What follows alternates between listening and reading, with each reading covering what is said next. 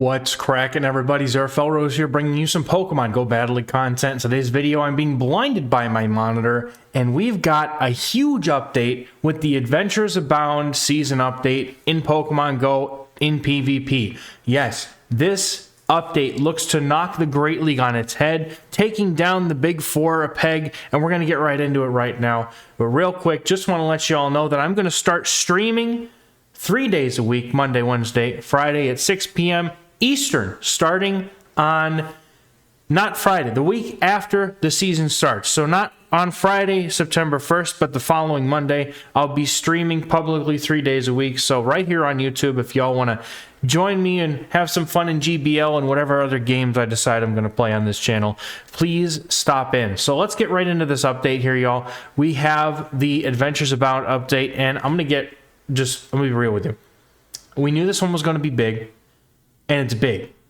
Yes. In numbers. Quality, I feel like it's not as big as we'd hoped. So hot take, I guess. But let's take a look. So as usual, you're going to have on Friday. So our weekly rotation is going to start Fridays now. So instead of it being Thursday at Niantic time, it's going to be Friday. So Friday, September 1st, our rotation into the next season will start. Your rewards will be, your ranking will be reset. Everything will be, back to square one, and your rank up requirements are going to be the same as they were in previous seasons. The schedule, they've decided to do something different this season. I don't hate it, but I also don't like it. And the reason why I don't like it, I'll let you know at the end. So if you notice, we're going to have the Great League, Ultra League, Master League, Great League, Ultra League, Master League. We're getting 1 week open league rotations now, but we're also getting 2 week limited metas. I got to play the music. I always forget something, man. The limited metas are going to go on for 2 weeks at a time. So we're going to get the Element Cup Remix Little Edition, right? And then we're going to get 2 weeks of Psychic Cup. And then we're going to get a week of Sunshine Cup. And then all 3 leagues are going to come in. And then we're going to go back to Sunshine Cup for a week. We're going to get 2 weeks of the Great League Halloween Cup. And then 2 weeks of the Electric Cup, along with those weekly rotations of the Open Leagues. We're going to get a week of nothing but Catch Cup. And they think that they can tell us that we're going to play. And I guarantee you, there's going to be a record low number of people playing the game that week. I guarantee it. But the nice thing here, in my opinion, is that we get to finish out all 3 leagues for the final week. Now, I know that there is a counterpoint that I do actually, I understand a lot of Master League players hate that because it means everyone's going to play the other 2 leagues. So the queue times in Master League are usually really bad. And I understand that. But I still think I am a person who likes to see that, you play whatever league you're more comfortable in. And from there, you can make that final push in your comfort zone. So, yeah, I mean, we've seen all these cups before. And I think that's the part that disappoints me. We've seen all these cups before. Nothing new. And it's 2 weeks of some very stale, very monotonous metas, right? Psychic Cup and Electric Cup? Are you kidding me? I mean, at least give us something more interesting and no Ultra League metas at all. I can forgive, but Halloween Cup is going to be the best meta that we're going to get all season, most likely, because it's always been good. Sunshine Cup is probably going to be okay, but like, we get bored of the monotype cups after like a day, dude. I don't like it. I think it's lazy, and I think that having 2 monotype cups in a season is an absolute travesty. No one is going to want to play those cups. Even though I think that Psychic Cup and Electric Cup were probably the 2 better ones, not for 2 weeks, dude. I'm good. Anyway, let's take a look at some other news here. We've got a Go Battle weekend. Again, we're only getting 1 Go Battle weekend. So we're not getting, 2 or 3 separate days. It's just going to be 1 weekend where you get 20 sets a day for 2 days because it's a weekend. And we will be getting a paid battle timed research, which will include Rare Candy XL, which I like. They are now including Rare Candy XL a little bit more often than in the rewards. And if you remember, last season, they made them a guaranteed reward in the premium track. So if they do that again, I'm going to be spending some green passes on GBL. Man, that is bright, dude. I don't know. I need to get more lighting on this up here so my camera equalizes, I think. Let me know in the comments what I can do to prevent this from happening. Usually it doesn't unless I'm looking at a news page or a blog or some white screen. It's miserable. But anyway, we're going to be getting Gita style gear and gloves. So Gear, gloves, that pose and gear is what I meant to say. So if you're not aware, Gita is the champion, or not the champion, but the main end of Elite Four champion person that you battle against in Scarlet and Violet. And if you haven't played, then you should go play, because Scarlet and Violet are great. This is a mistake, so please don't let this fool you. This is actually a copy paste from the last season, and they haven't updated it yet. If we do get Master Premier and Single Type Cup for 2 days, I'll be ecstatic, because those are actually not bad metas, but expect them to have the 3 open leagues, because that's going to be this weekend from the 6th through here. So this is going to be the 7th and the 8th, right? So it's going to be during that week where all 3 leagues are open, so just keep that in mind, that this is most likely false. They have made updates to our rewards for rank ups. So Bisharp is going to be the guaranteed at rank 1. King Gambit, anybody? Carbink is going to be your rank 6 guaranteed reward. And then we have Gumi, Gible, Zhangmo, and then you get your Pikachu Libre when you hit Legend and get to the next set. So your standard encounter pool, not much has changed here, but for the most part it's the same. But there are a couple new ones. So Carbink is in there now. And that's really, honestly, Zhangmo's in there as your, so Zhangmo is replacing, Axew, because Axew's had its community day, it's gone through its motions, so now Zhangmo is going to be the next one in, so we're going to expect probably Gumi and or Zhangmo to have, events and increase their, availability. So you also, have the same everything else, though, pretty much. We're going to have another Go Battle League timed research pass. You can claim it between the 1st of September, which is Friday, through the 15th, which is basically 2 weeks after the season. So before the second rotation, make sure you grab that free battle pass. It'll be giving us Elite Charge TMs and Rare Candy XL, which is always something that we'd like to have. And then we're also going to be getting, as we said, the Gita style shoes, pants, shirt, and pose. I don't have a picture of it in front of me, but the Pokeminers did mine it up, so go check them out. Again, they're kind of low key anymore, but they do put information out when it comes when they feel like it, because they're very done with the whole obfuscation. Anyway, that is neither here nor there. Let's take a look at the cups we're going to see this season. So you're going to have your Great Ultra and Master League. There's nothing new here. Element Cup Remix Little Edition. We're going to see bans on Chinchou, Cottony, Ducklet, and Salandit. Very good bans here, I think. Those are really, I think, the 3 main Pokemon that are just a pain, and then Salandit you really shouldn't have unless you're, using alts and things that you shouldn't. So the Psychic Cup, as always, anything with the Psychic typing is eligible, and Mew is not allowed. This is not the Willpower Cup where it was like Psychic, Dark, and Fairy, or Psychic, Dark, and Fighting.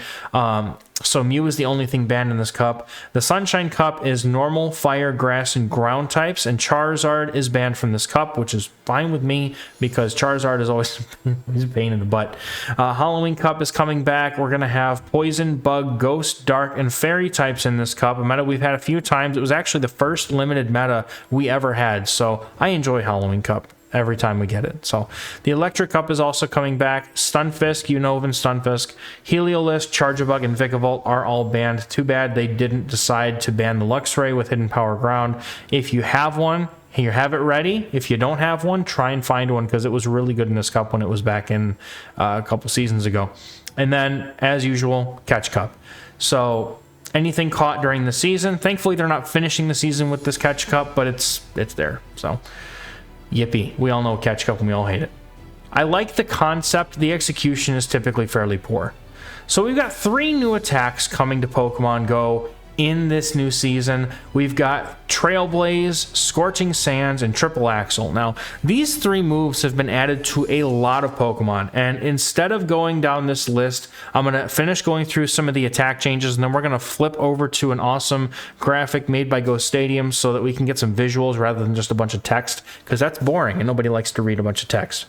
So Trailblaze is going to have 65 damage and increases attack by 1 stage. So if I'm not mistaken, I believe Trailblaze is an Icy Wind clone as far as damage and energy. And then instead of the attack debuff, you get to increase your own attack by 1 stage. So it's kind of like Flame Charge in a way. Or no, it's Trailblaze is the Flame Charge clone. I'm sorry. Triple Axle is the Icy Wind energy and damage clone. My bad. And Scorching Sands is essentially a Scald clone, so it has a chance to lower the opponent's attack by 1 stage and has 80 power. We don't have energy, you know, here, but it was in the Game Master where the Pokeminers went in, and the stats are in PvPoke as well. So let's look at what attack changes we're getting in this next season. We're going to have a nerf to Spark. Its attack power is going up by 2, but the energy generation is going down.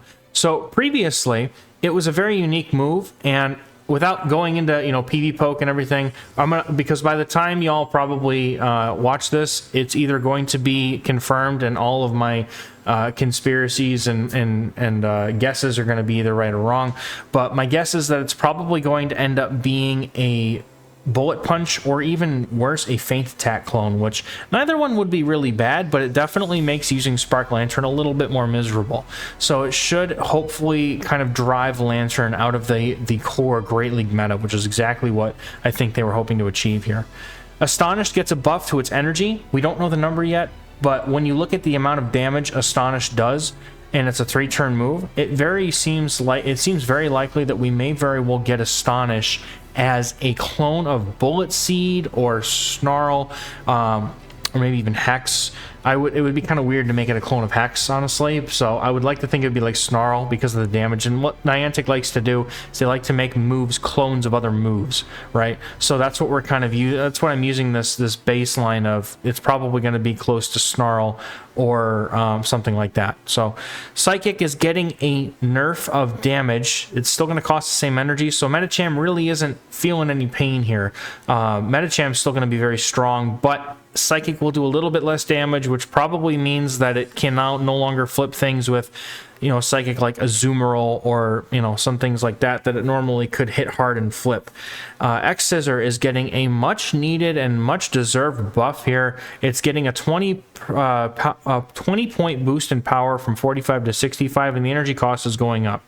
So going from 35 energy, it was very spammy. Now it could be going up to 40 or 45 energy. So at 40 energy, it would be a clone of like the punches, the elemental punches.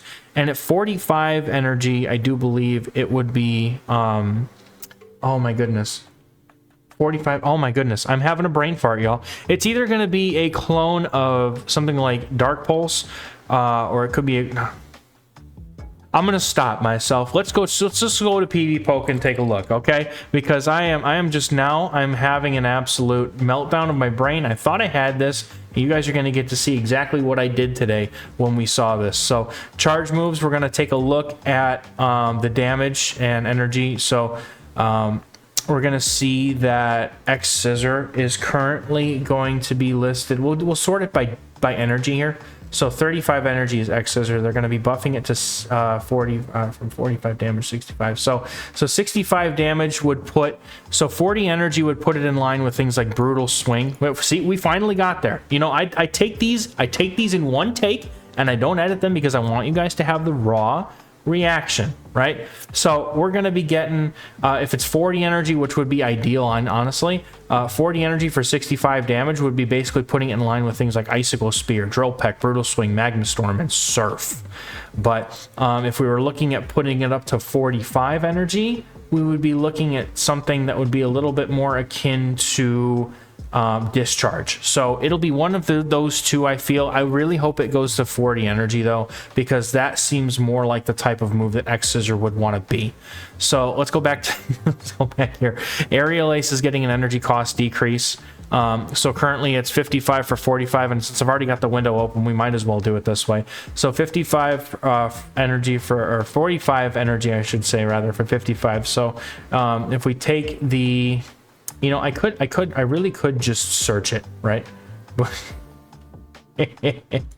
Aerial Ace is 55 damage for 45 energy. So if they're going to be decreasing the energy cost, it could go down to 40 or even 35, which would basically be putting that in line with moves that are in the 40 for 55. So, okay, this is where I was getting confused. This is where it's going to be Aerial Ace could be a clone of the punches, or it could even be a clone of 35 for 55. Could be a Weather Ball clone. I'm definitely leaning more towards it being a punch clone. Aerial Ace being a Weather Ball clone seems kind of nutty. But if it is, great, because there's a lot of things that use Aerial Ace that could go with that. Sky Attack's having its energy cost increased. This is going to make a direct nerf to Noctowl, and it's going to make it so it takes longer to get to its Sky Attacks. It's also indirectly nerfing Skarmory, which is basically now just completely out of the meta at this point. Dig is another move that is getting a complete rework, actually. So it's going from 100 power down to 80, and then the energy cost is being decreased. So let's take a look at other 80 power moves real quick here and see what we can discern that it might look like. I think this is where I was getting my Dark Pulse. Yeah. So 80 for 50 energy, right? If they wanted to go all the way down, I think that this would be the sweet spot for it. 80 for 50, like a Dark Pulse clone.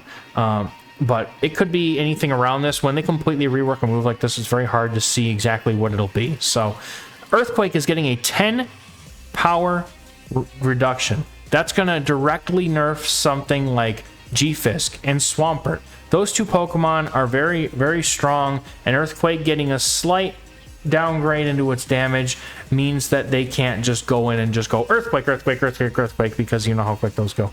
Poltergeist is getting a damage buff, and Boom Burst is getting an energy cost decrease. Along with that Astonish buff, we could see Exploud in the meta, maybe? Anyway. So next is the attack availability updates, and that I will flip over to the graphic from Go Stadium. So very nice graphic. I will, hopefully if I remember, link and credit the author of this. I don't remember. G47IX. He's a very, very awesome graphic creator. Makes them for Go Stadium with just about every single update and everything, you know, events we get. Makes some awesome graphics. You probably already know about it, but anyway, let's go down this list because this makes it easier to see the pictures. So Excelgor is getting Water Shuriken. Doesn't matter. Its charge moves are terrible. Everything here getting Razor Shell. Nice, okay, but not really meta relevant, right? Golisopod already has Liquidate. It doesn't need Razor Shell. You know, Kingler, Crawdaunt both have Crab Hammer. I'm sure those are probably much better water moves. Cloyster has Liquidation. Again, same thing. And Barbaracle, I guess, I don't know if it really has a water type coverage move, but I guess that maybe that helps. I don't know. Magical Leaf is being applied to a bunch of Pokemon here, and all of them are completely not going to care. I think the only one that might care might be Gardevoir, but everything else here is not relevant because of Magical Leaf. Magical Leaf is 10 damage for 10 energy, so it's kind of in the middle of things like Leafage and Vine Whip. It's like in the middle of that numbers. So, I mean, you might see some fringe meta play here, but let's be honest, none of this stuff really needed Mystical Leaf. Like, Meganium's got Vine Whip, Mr. Mime is Mr. Mime. Blossom has Bullet Seed. Roserade has Poison Jab and Bullet Seed. Mismagius has Hex. Shaman needed it for sure, but it needs better charge moves. It's all grass. The Rowlet family already has Leafage. Gardevoir and Kirlia, I mean, no one's going to play Kirlia, but Gardevoir has Confusion and Charm, so it's kind of nice to have a slightly better energy move, but at the same time, you know, it's just, I don't know. I don't feel like it's going to be any good here. Lilligant and Meowstic are going to get it. Again, I don't really think that that's going to bring them into the meta, but okay. Trailblaze is the grass type new charge move that we're going to be getting into the game, and it got added to a bunch of stuff here. So let's take a look and see. It could be interesting for things like Berserker getting those ground types that want to swap in on it because of its steel typing. Skuntank is definitely the biggest benefactor of this move. However, I think you still would end up wanting things like Flamethrower Crunch for the steel coverage because those are a little bit harder to deal with. You got Skwovet. Okay, the Lurantis family's getting it. Already has Leaf Blade. Okay. Lycanroc's getting it. Don't really think it wants to use it. Sawsbuck is okay. Scyther and Scizor are getting it. Now, Scizor could be interesting in the Master League. I noticed that in a couple shielding situations, if you're running Fury Cutter on Mega Scizor with Trailblaze, you can beat Kyogre in the 0s and 2s, I believe. So there's some interesting information. And Cleavor, I don't know enough about to really say one way or the other. Tauros, Whoopee. Sudowoodo could be interesting.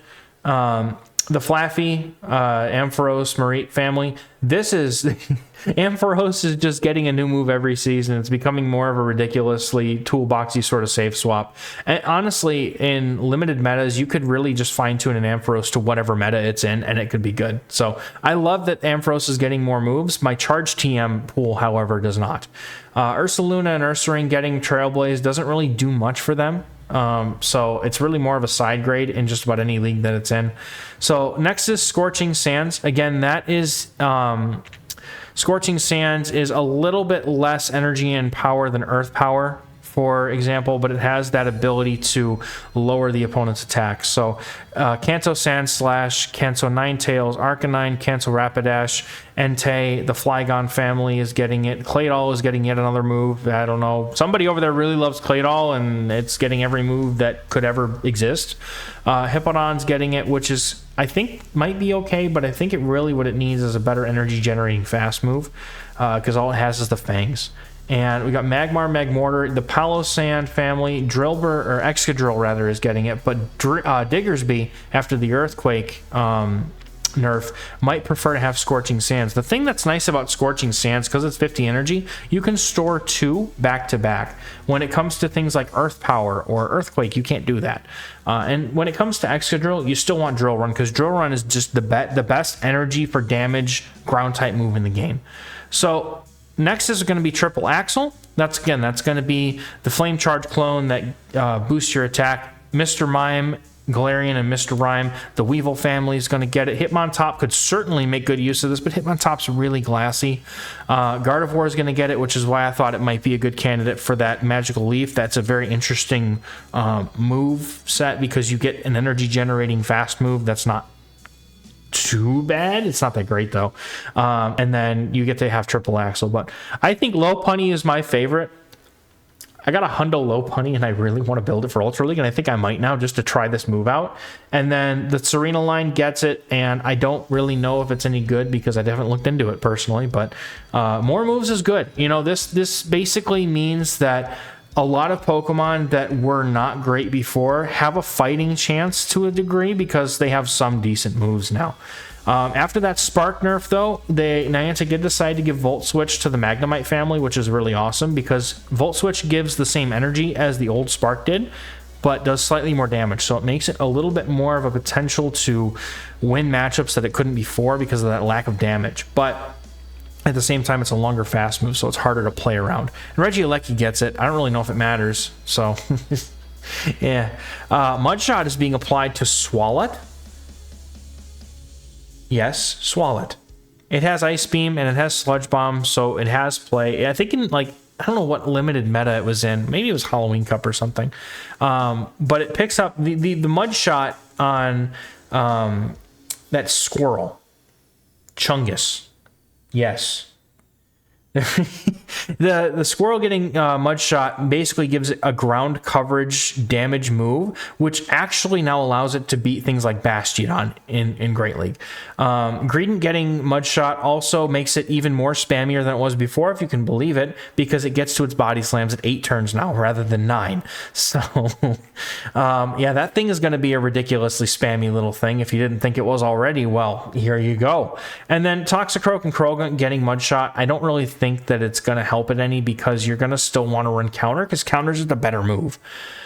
Blaze Kick is being added to Hitmonlee, Menshao, Incineroar, and the Lucario family, and I think that Lucario and Incineroar are probably the better benefactors from this, because Flame Charge was kind of a difficult move to use for Incineroar because of how much energy it took and how little damage in comparison that Flame Charge does. Even though it does boost the attack, it wasn't really like a good fire move per se, but it really won't really have a good fire move, honestly, until it gets Blast Burn, so it is what it is. But Lucario getting Blaze Kick is really interesting to me, because its other cheaper charge move is Power Up Punch, so now it has a way to deal damage without going for Power Up Punch, which is cool.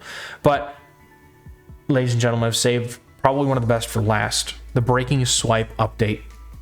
Onyx and Steelix are getting Breaking Swipe. They are now skyrocketed into the most annoying Pokemon you're ever going to see in the Ultra League and possibly the Mega Master League if you play factions, or will be playing factions with us on the Battle Frontier.